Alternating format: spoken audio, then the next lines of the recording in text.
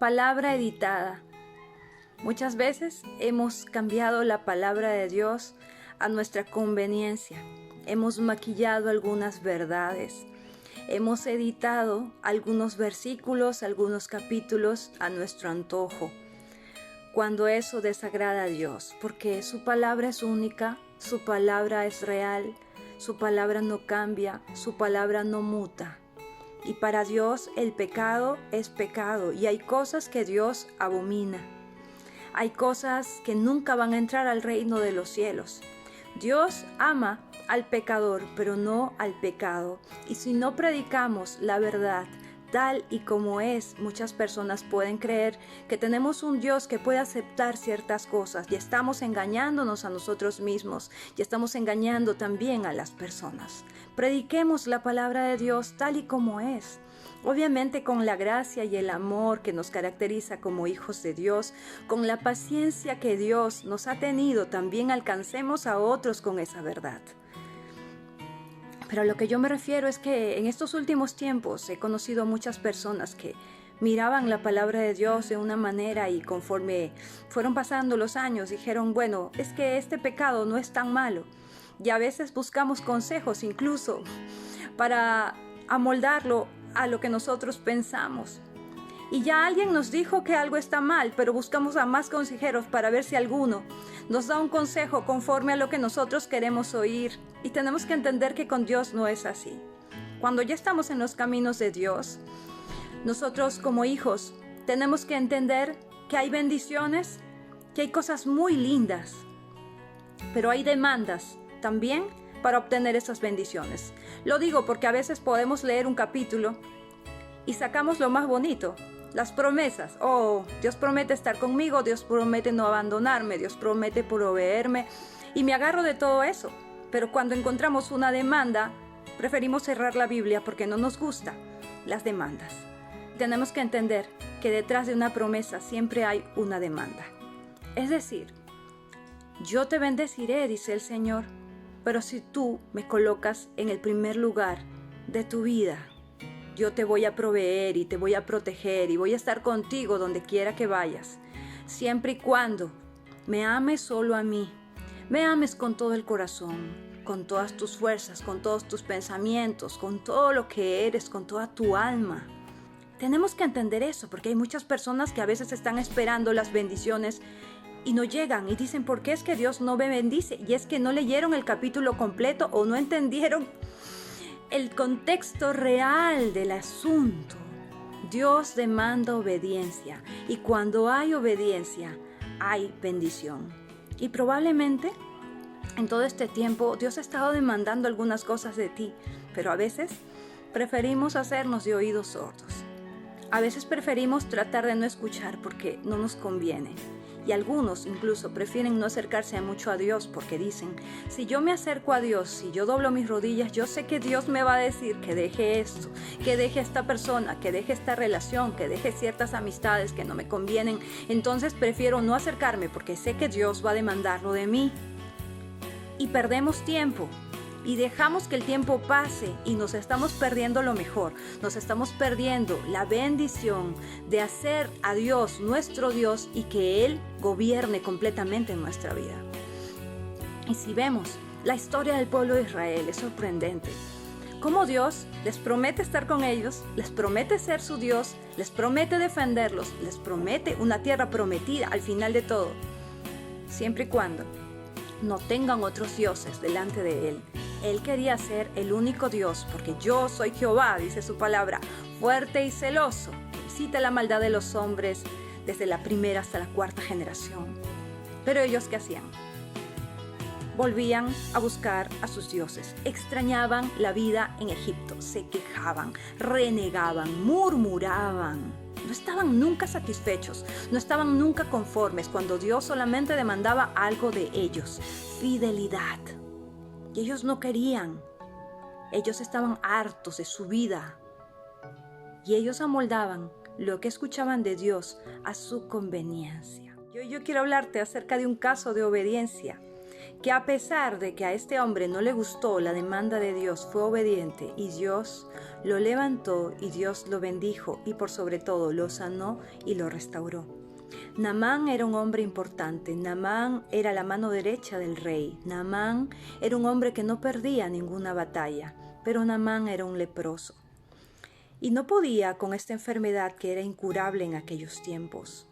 Entonces, para hacer corta la historia, tenía una sierva que era del pueblo de Israel y le dice: ¿por qué no visitas a Israel? Porque allí hay un profeta, un siervo del Señor que puede sanarte de tu lepra.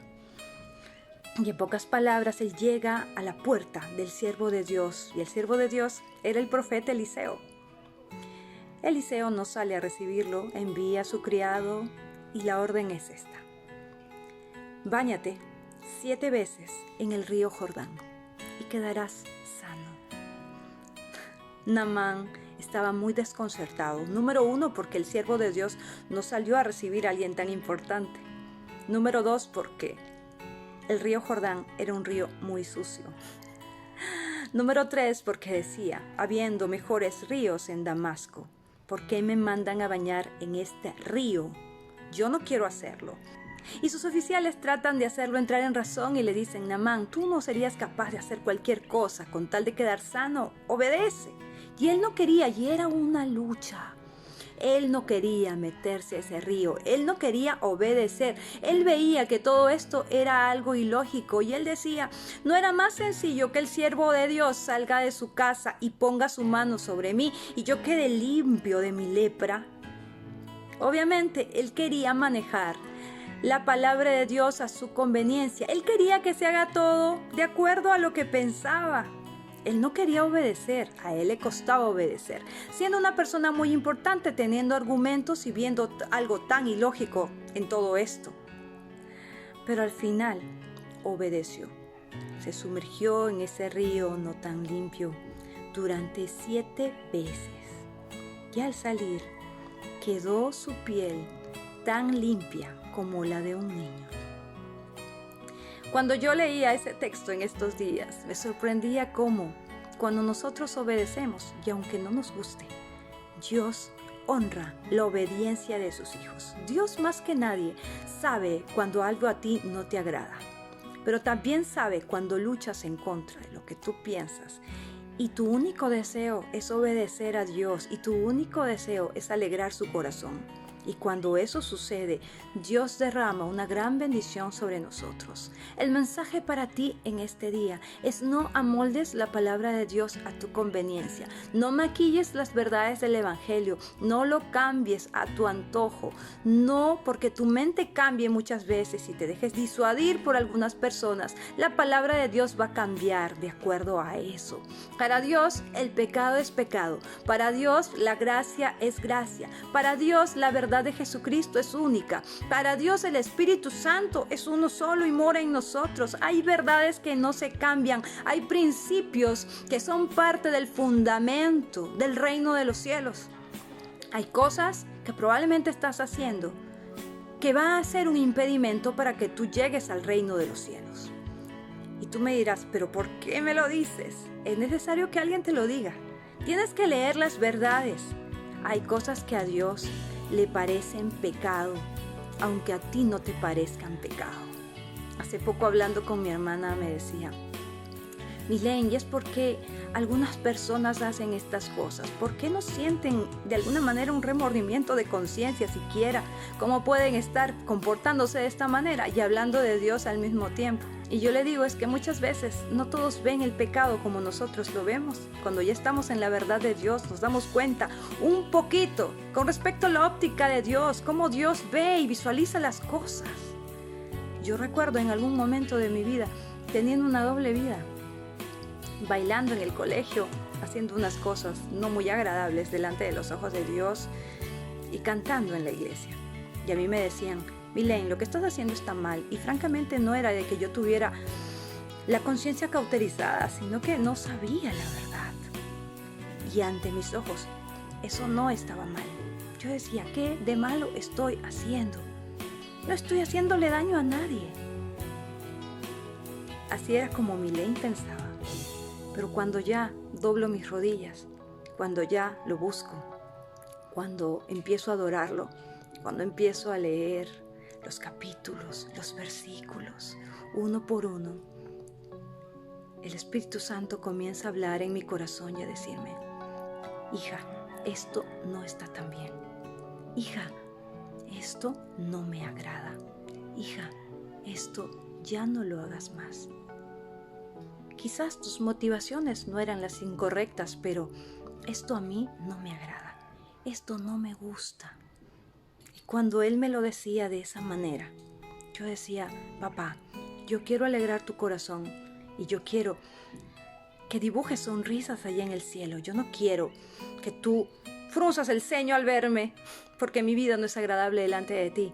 Ayúdame, sí, en mis debilidades y en las cosas que yo hago.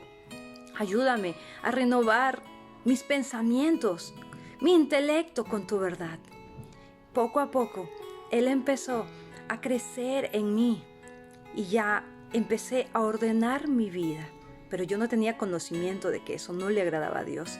Y eso es lo que yo quiero recomendarte. Te invito a que abras las Escrituras, a que leas los capítulos uno por uno. Y te darás cuenta que Dios está dentro de ese libro, que Dios quiere guiarte, que Dios quiere renovar tu entendimiento, tus pensamientos, tus sentimientos. Dios quiere hacer de ti una nueva persona. Cumple a cabalidad el libro de la ley.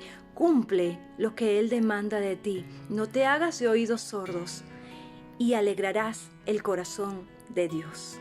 Un abrazo. Que Dios te bendiga mucho.